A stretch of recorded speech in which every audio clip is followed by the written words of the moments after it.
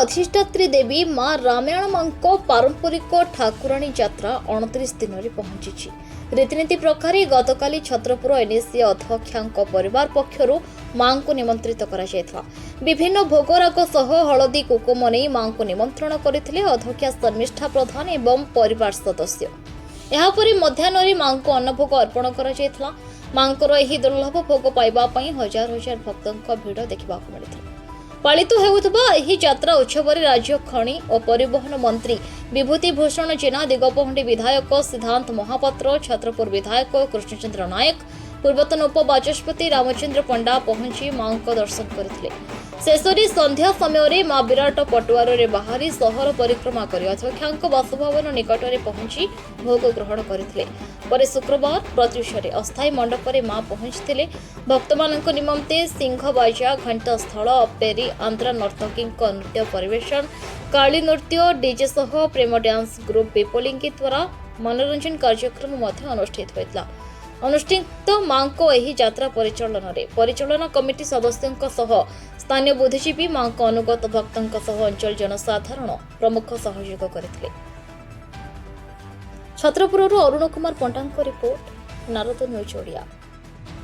29 दिन में पहुंचला मां रामायण यात्रा। मां को दर्शन करने आज बहु भक्तों समागम होती स्टार प्रचारक भाव में आम सिद्धार्थ महापात्र जी अच्छा सी भी आज मां को दर्शन करने विधायक अच्छा मंत्री अच्छा जो मैंने मां को आशीष लाभ करने बहु छत्रपुर यात्रा बहु पुरातन परंपरा यात्रा। आज सार कौन कहे जेहेतु आज बहु पुरातन यात्रा आप दर्शन करने मां को केते खुशी अच्छे प्रत्येक वर्ष प्रायतः मार डाकरा आसी जाए केमती कौड़ होगी सो आसी जाए मार दर्शन तेणुक वर्ष ये गोटे सुजोग माँ पुअर भेटघाट भी हो जाए मार आशीर्वाद नहीं कि जगतर कल्याण केमती काम करवा से आशीर्वाद नहीं कि पुणी काम को बाहरी निश्चित भाव में मंत्री अच्छा जेहेतु मां को आशीर्वाद नापी आसुँच मां रामायण मां छत्रपुर प्रतिष्ठित देवी मां को आज आशीष लाभ करने खुशी अच्छी बहुत खुशी अच्छु समस्त गहन में मां का आशीर्वाद भिक्षा कर आसलु।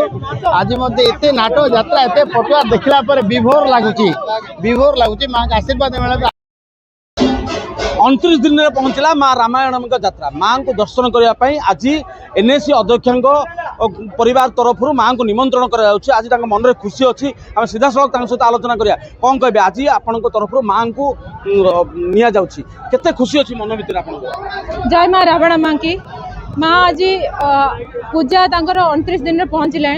आज आमर आगमन रही माँ आम घर को आसबे आमर जहाँ भी प्रार्थना रोचे माँ शुणु छत्रपुरवासी समस्त को आशीर्वाद करूँ किपरि आम छत्रपुर सब सुंदर हो आहरी उन्नति करूँ आउ सब छत्रपुरवासी कि समस्त को माँ करुणा प्राप्त कर। निश्चित भाव में जेहेतु शेख बाबू होती प्रतिष्ठित व्यक्ति जन आज आज मां को निमंत्रण कर मन भर केते श्रद्धा रही आनंद रही आपंकर बहुत उत्साह सह आज मां को आमंत्रण करूँ। मु भावुची मां को यात्रा बहुत सुरखुर रहू समस्त मन सुखी रहू एवं यात्रा सफल हो मोर आशा।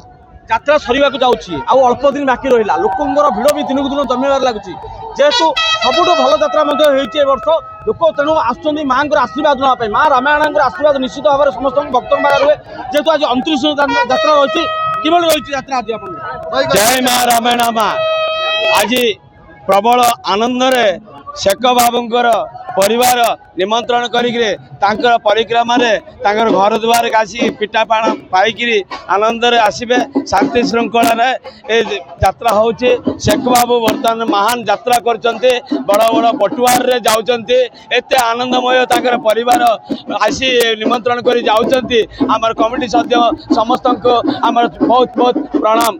निश्चित भाव में यात्रा गहली जमी आज शेख बाबू परिवार तरफ मां को निमंत्रण कर समस्त मन में आनंद उल्लास उद्दीपना रही कौन कहे जेहेतु यात्रा कम दिन रोकों भिड़ भी दिन को दिन जमीबार रही जिला प्रशासन तरफ व्यापक व्यवस्था ग्रहण कर देखो जिते यात्रा आगे जाते अधिक भिड़ बढ़िया लगी तो से हिसाब से जिन को नजर रखिकी आमर छत्रपुर थाना तरफ ये आम 2 जन सब इन्स्पेक्टर रही बाद आम एएसआई से रही साधारण ड्रेस रे भी आम केते जन पुलिस भी रही कारण आ भर यात्रा तो कथा बड़ मेन कथा आ भर केमी शांति श्रृंखला यात्रा कारण आ भर भी खबर आते जन भी चोर भी चोरी भी कर ସୁରକ୍ଷା ଦିଆହବ ସାଧାରଣ ଲୋକଙ୍କୁ କେମିତି ନଜରରେ ରଖି କେମିତି ଯାତ୍ରା ଭଲ ଭାବରେ ହବ ସେଇ ଜିନିଷ ଉପରେ ଭଲ ଭାବରେ ଧ୍ୟାନ ଦିଆହଉଛି।